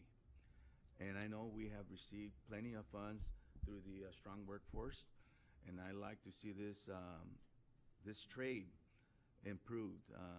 They're welding, actually, they don't have any ventilators to get the fumes out, and that's putting our kids in actually in health situations where it can actually cause some health issues in the future. Also, they don't have an AC, and the windows, I mean, they're like single-plated windows that need to be replaced. And we do have the money, and hopefully we can invest in this trade. We have, or they have proven that we have currently students that are working in other countries, correct? Welding and so forth. Right, throughout this country, multiple states. While they're out there and they're making money, and I think that's a good trade, and we should invest in it. Like I said, we have Strong Workforce 6 that we got almost a little more than $500,000, and we're about to receive Strong Workforce 6. So now we're about to get more money on Strong Workforce 7. So I hope that we make it a priority, and we want to ensure that our CTEs are taken care of, and I think that's a good way to take care of it. Thank you, Mr. Calderon. Can I chime in real quick? Sure, and that was something that we had, I believe, we had walked through it last year, and that was something that we said we were going to go ahead and look into. I know there's a bunch of stuff going on there right now at the high school, and it's just more that's going to be added on the plate. But I do feel that it's been neglected for far too long. I mean, that whole area has been neglected for far too long, and that's something that we do have to, invest in our students, because they are out there, being productive members of our society. So, like, Mr. Calderon pointed out, they are working. They are out there, in different parts of the United States and different countries. So my thing is, let's go ahead and look into it. Strong Workforce is by IVROP, if I'm not mistaken. Yeah. Well, it's a partnership. Yeah, partnership, right? So, that way we could go ahead and look into that. Absolutely. No, again, your input and feedback on this is very important to us. Absolutely. So we have already met multiple times. Just last week, I met with Mr. Camarillo, our teacher for our welding instructor. And as the school board knows, and via the school board's direction and recommendations, this year we started an HVAC pathway at our high school, which is in the same location. So now it's not only the learning environment and the teaching environment for the welding program, but also through the HVAC program. And as we know, in the Valley, HVAC is an industry pathway that's in high demand throughout the Valley, Imperial Valley, Coachella Valley, and Palm Springs. And so there's a lot of jobs in these industries, and those are the types of pathways that we're looking at, pathways that we see the data, we see where the labor market is at, and we want to provide our students. So with welding and HVAC, we want to kind of work our way towards the construction trades and building a construction trade program. We have an incredible welding program with Mr. Camarillo, just an outstanding teacher. Calexico Unified, we're very lucky to have him and teachers like him working for us. And now we're working with IVC working with IVC and collaborating with IVC, we started the HVAC program this year. So we are looking. Sometimes with grant money, there's parameters, right? And sometimes with grant money, you could use it for, like, let's say, equipment and instructional supplies. And for, like, example, in a welding class, a welding unit could be considered your instructional supplies and materials, right? Welding torches and welding material and whatnot. But oftentimes with grant money, you're not allowed to use it for facilities, right? So for windows and air conditioning and stuff like that. So we have to try to leverage other funds, other sources. So it's always a balancing game of trying to leverage sources. So for example, today we talked about the 2.1.3, the 2.5, what is it, 3.5 million or something that we got from the Ivy Air Quality, district. So those funds are going to go to those projects that we talked about, right? And so what other funds can we try to leverage to try to help these other projects that we're talking about? And so absolutely. And so that's in the burner. That's not something, we'll look into it, or we'll get back to you. No, that's already something that's in the burner. We're looking into plans on how to put a package together to make that happen. What's good here is that we have a partnership with IVROP. And I know, and that's why I mentioned Strong Workforce number 6, because Strong Work number 6 actually talks about construction, changing windows and so forth in the classroom. That's why it's good to have that relationship with IVROP, because they're keeping us up to date as to what we can use these funds for. And absolutely. And that's why I'm mentioning number 6, and that's the one that qualifies us for the remodeling. Yeah, and like the greenhouse, that I think is going to be a big hit. On their way out, several students were shaking my hand. I promise I didn't stand there for that, but I just happened to be there, and they were walking out, and they said, thank you for the greenhouse. I'm really excited to start using it as soon as possible. So, that's was through the help of grant money that we've also received. So these partnerships do give us a big return on our investment, right? They do provide. They as they say, they put their money back to our community, and so it's important to have educational partners, to help us through, meet the needs of our students and our schools and community. But yes, Mr. Calderon, I'm hoping that in the near future we could provide you a presentation, at least that we're starting it. We're starting the project. This is the scope of work. This is what we're going to do, and this is how it's going to get done. Thank you. We're going to move on to N, action items, consideration and action approval of the following items. Number 1, agreement between Calexico Unified School District and MFW Washing to provide mobile car wash services to the expanded learning vehicles. So moved. Second. Motion by Mr. Alvarado, second by Mr. Calderon. All those in favor say aye. Aye. Aye. Number 2, agreement between Calexico Unified School District and ProSolve LLC to provide professional development for expanded learning staff on Quest Digital STEM challenges. Move for approval. Second. Motion by Mr. Contreras, second by Mr. Calderon. All those in favor say aye. Aye. Aye. Aye. Number 3, agreement between Calexico Unified School District and Discovery Education, Inc. for digital licenses for after-school tutoring program for Calexico High School English learners for the 2024-25 school year. So moved. Second. Motion by Mr. Calderon, second by Mr. Alvarado. All those in favor say aye. Aye. Aye. Number 4, agreement between Calexico Unified School District and Houghton Mifflin Publishing Company for digital licenses and materials for English 3D Calexico High School teachers for the 2024-2025 school year. So moved. Second. Motion. Why do we bring that one back? No, the one that we had before were for the junior high schools. This is for the high En school. Aurora.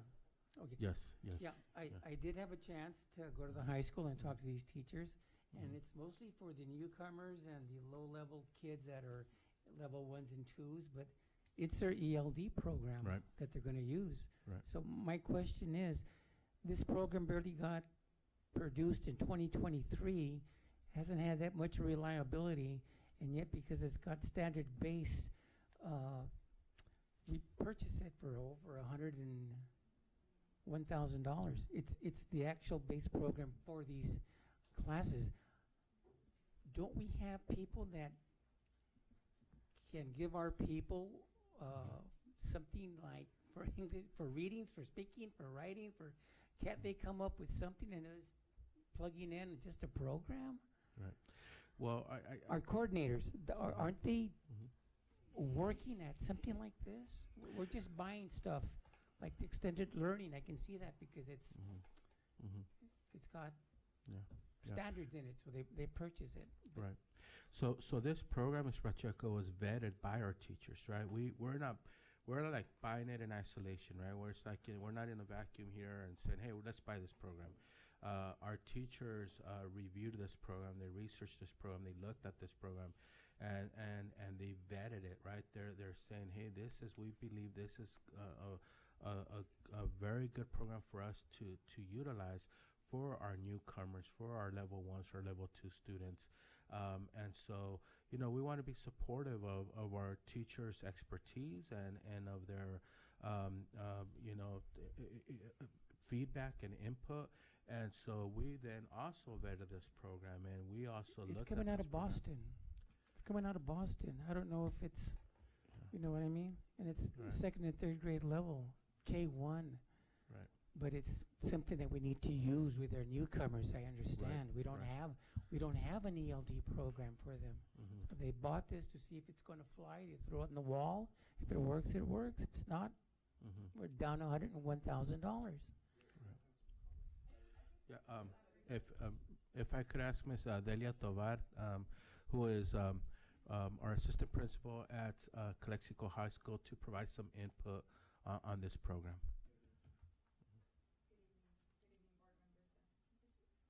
Is there a green? Wrong one. Okay. Can you hear me? Yes. Good evening, board members. Just to elaborate a little bit, I was actually watching the last meeting, and I know Mr. Pacheco did have some questions on this program. I can actually share that I did teach this program, this very same program, when I myself was in the classroom teaching English. This program has been around for a minute. It was published, a new version of it is now published, which is why you see the 2023. It isn't new. It's been around quite a while. It is standard aligned, and so this is the reason why our teachers really like it. They've looked at it, they've explored it, they've implemented other programs in the past in our newcomer programs, such as EDGE. That's the one we had before that they had adopted in the past. Currently, our adoption for ELA and for the ELD students in general is ERWC, which you guys probably recall when we brought that up. So that is our actual adopted ELA curriculum, and it does come with some supplemental materials that this particular newcomer program will also be using, as well as our LIC. But what the 3D program will do is it will give our, the students with the most need, those students that scored low on the LPAC, an additional dose of that English ELD language development during that extra hour. To further clarify, when you see, and I was really looking deep into that quote that you're looking at where it says K1, 2, what they're referring to is the language level. So yes, this program can be used K-12, but the particular versions that we're purchasing is the ones that are for fourth grade through 12th grade. So when you actually look at the quote, not the licenses, because the licenses will list all the different all the different software that you can access, but what ends up happening with the digital licenses, once we send that over to Mr. Eduardo Perez, they will actually give access to the specific curriculum that the particular student needs based on the class you enroll them into. So if the student is in the more advanced ELD class, they're gonna get linked up to the, for example, issues level C, which is the highest level language development course. So they just list all the different options of curriculum that the student can possibly be enrolled in, because that's the digital license that they're listing there. If you look further down in the quote, you'll see specifically what books we purchased, and those are the ones that are more specific. Issues C is for our students that are more like a level 3 on the LPAC, so that's the long-term English learners, the students that have been English learners for more than 6 years and so on. So that's I don't know if that helps you clarify some of those questions. I'm a little taken aback. It says the teacher has the discretion to use it at least once a week. So to what extent are we really sold on the product if we're just going to allow teachers to, at their discretion, to teach at least once a week with the program? I'm not sure that they're going to be using it once a week. Well, the description of it will be used at the teacher's discretion at least once a week in order to increase and accelerate our student language development and acquisition.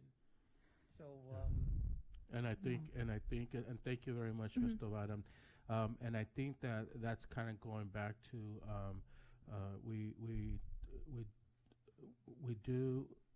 It is a supplemental material, right, to help support and enhance our ELD, our English language development for our English language learners, some of which are life ELD learners, and we're trying to get them out of that or trying to get them redesignated. But we also want to be supportive and rely on everything we do. Everything we do is to improve our student academics and achievement, right, when it comes to things like this.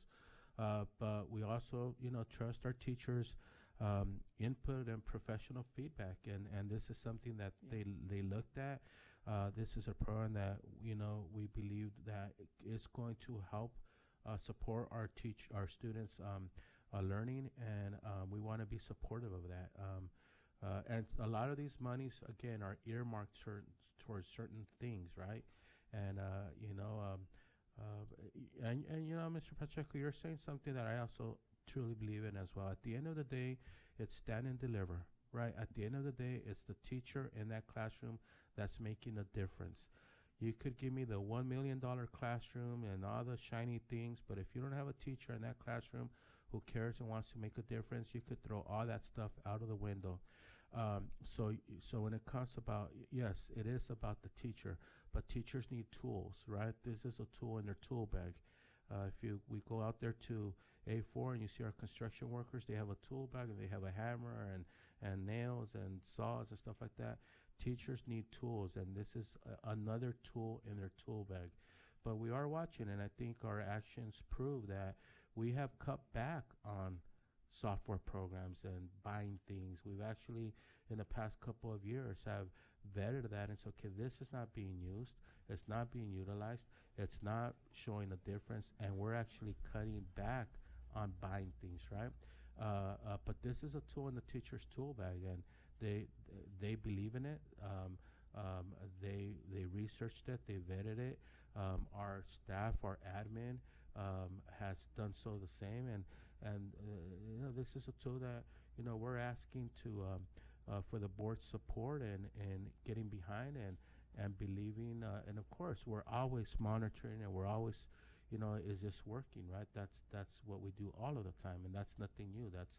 That's what we do.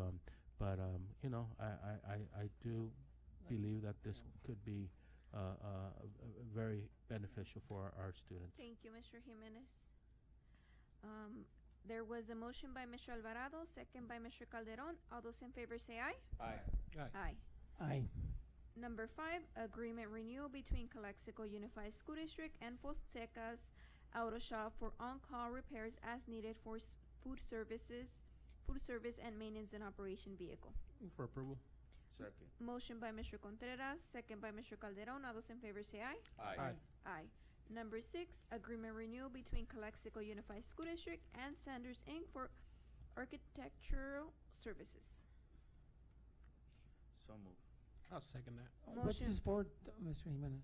It's for his general services agreement Okay. 3 Motion. years. to represent us as our We got that architecture. project. It's probably going to be 3 Yeah. years.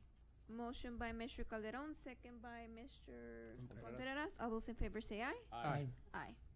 Number 7, agreement renewal between Calexico Unified School District and ED Puzzle for Inc. for licenses for software and support services for Calexico High School teachers. So moved. Motion by Mr. Alvarado, second by myself. All those in favor say aye. Aye. Aye. Aye. 8, Memorandum of Understanding between Calexico Unified School District and California Association of Bilingual Education, CABE, to provide parent leadership trainings. So moved. Second. Motion by Mr. Alvarado, second by Mr. Contreras. Question, how many parents are going? We actually, this is a program, I could ask Ms. Limon, who oversees this program at the Family Resource Center. And we actually have a group of parents that have gone through level 1, level 2, and this is getting up to like level 3 or level 4. So, Ms. Limon, if you could provide some brief details Absolutely. on this. Good afternoon, board members. So we have gone through, we've had several parents go through level 1, level 2, level 3, and level 4. And so level 4 now trains our parents to become the leaders and the trainers. And so now what we have already spent in the past is now coming back to us. And so the trainers will now start working. Hopefully the goal is for them to start with the community schools, which are Willie, Moreno, Dual, Mains, and Rockwood. And then we also have other parents at other sites as well. We like to send them in pairs. So level 4 trains the parents to now go out and train other parents. And then we have level 2 at the Family Resource Center. So we continue to bring them in, and this is also an area where they practice and hone their skills. So the same parents that are going out to the sites practice first with the group at the FRC, and then they go in and create more trainings at the other sites. And so now, hopefully by next year, instead of having a level 2, we'll have our level 4 parents now going out. And so that's where we're at right now. 12 parents, 10 parents? Oh, no, we have about 20 parents at the level 4, and then we've had other parents at all the other levels as well. So we've trained about at least 100 parents throughout the years. And it's a multiplier, right? So train the trainer type of deal. Correct. 20 get trained, those 20 Come back. train another 20. So That is right. It would, if the training was provided to all 40 in a sense. That's right. And this was something that they recommended. They're the ones that came out and asked for this, the CABE program, and that was something that brought up a couple years back. Absolutely. And we also have now the first chapter. So we have our first CABE chapter, and this is in the county. And so that was created by Calexico parents, and right now it's manned by Calexico parents. And so they do a lot of leadership within our community. They work with our community schools. They go out and they educate our parents. A lot of them serve on our school site councils, on our district committees. And so you'll see, in fact, a lot of the parents that were here on Monday were from our CABE leadership. And so it's something that behooves us. It is our voice. It is our parent group. But again, when we have that voice, they go out and they help us out in whatever may be. Thank you. Where we need their voice. Thank you, Ms. Limon. You're welcome. Thank you, Ms. So we had a motion by Mr. Alvarado, second by Mr. Contreras. All those in favor say aye. Aye. Aye. Number 9, second reading of revised board policy 5030 student wellness. So move. Second. Motion by Mr. Pacheco, second by Mr. Calderon. All those in favor say aye. Aye. Aye. 10, rejection of claim Antonio Villardaga versus Calexico Unified School District. So moved. Second. Motion by Mr. Alvarado, second by Mr. Calderon. All those in favor say aye. Aye. Aye. Aye. Number 11, resolution approving and adopting school facility fees justification report for residential, commercial, and industrial development projects and authorizing increase in statutory level 1 developer fees. Move for approval. Second. It was motion by Mr. Contreras. Contreras, second by Mr. Calderon. All those in favor say aye. Aye. Aye. Aye. Number 12, resolution approving and adopting school facility needs analysis and justification study and authorizing alternative school facility fees. So Make a moved. motion I'll with second. with an it was a What discussion? Amendment. with discussion. So moved. No, she made the motion. She made the Seconded motion. it. Second. Yeah, I seconded it already. Okay, so does someone want to start? Um, I'll start. I don't. well, I was asking for an amendment, in regards to, what's currently scheduled, which I believe is at $10.60, if I'm not mistaken. 62 cents. So I'm making a motion to bring it down to $7.12. The reason being is because, I mean, if you are aware, here in Calexico, we haven't had any development within the city in approximately 15 years, if I'm not mistaken. I think the last homes that were built here were the McMillan homes and the Hartstone homes. Because if you go back to the Victoria where I moved in, that was over 20 years. So it's been roughly about 15 years since we had some type of development here. So hopefully that helps out, you know, the city also as well. So that's the reason why I'm making that amended motion. So this is for our impact fees that we're currently Correct. are going to be charging about $10.62. We're looking to bring that down to $7.12. You know, as for the what was it, number 2? Level 2. Level 2 fees. You know, so level 1 fees will stay at where they're at. This will be for level 2 fees. And, you know, again, you know, just to kind of echo what you were saying, is one is to increase the development in Calexico, improve the ADA numbers of our students by building more homes and you know, making sure that, you know, we stay consistent with what our community is requesting and improving our housing and doing our part in that area. Developers. Hopefully it'll attract more developers to come in and build here in our community. So I think it's the right thing to do. I also believe that the $7.12 fee would be for a 12-month period.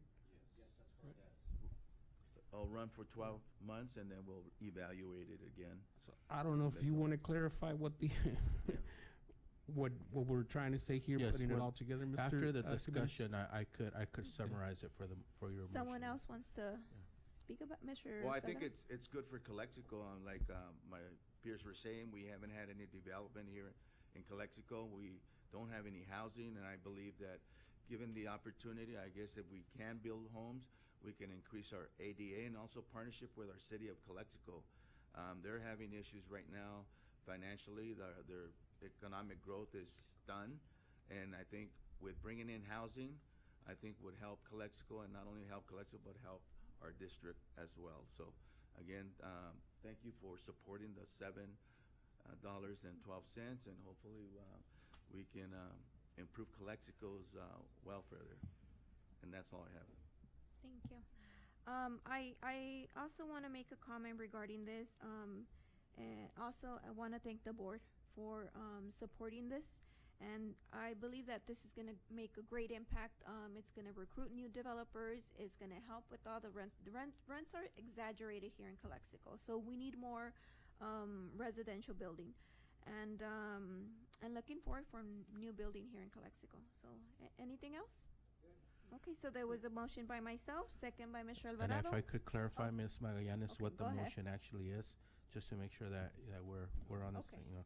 So the motion is to approve the resolution, approving the adopting school facility needs analysis and justification study and authorization alternative school facilities as is, but with one amendment, and that amendment would be to the current SFNA study provides our level 2 fees at $10.62, and that's amending the $10.62 to charge the $7.12,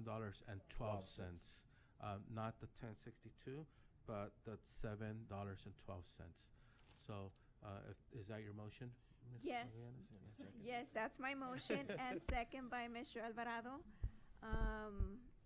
For a year. Yes, and it's a resolution, Yes. and then I need to go back after this one to fix the number 11. So, Alvarado, Yes. Calderon, Well said, Mr. Jimenez, yes. Pacheco, Contreras, Yes. myself, yes, and then back to 11. Do I have to do it or? public? Yeah, just go back. Okay, resolution number 11. No, he's- Resolution approving and adopting school fee facility fee justification report for residential, commercial, and industrial development projects, and authorizing increase in statutory level 1 developer fees. And it was a motion by, I think Contreras, and Contreras second and motion by Mr. Contreras, second by Mr. Calderon. Alvarado, Yes. Calderon, yes. Pacheco, Contreras, Yes. myself, yes. Mr. Jimenez, can you just tell the public what level 1 is going to be please? The new level 1 is $5.17 Thank you. And that's for per square commercial foot. Yes. building. Okay. No. If Mr. De La Torre could come to the podium and provide information on that.